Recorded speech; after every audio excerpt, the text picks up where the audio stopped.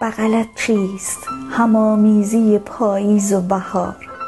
من دوچارت شده ام حضرت معشوقه دوچار.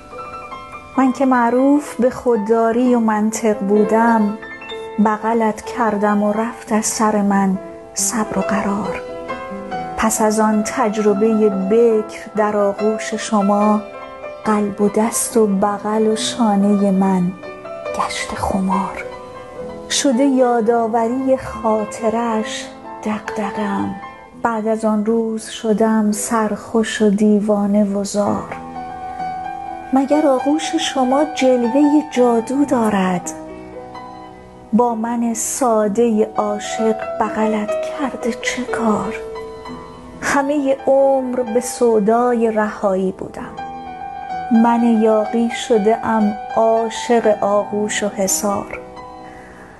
بغلت شهر من و حرف تو قانون من است، شهربند بغلت هستم و معشوق مدار.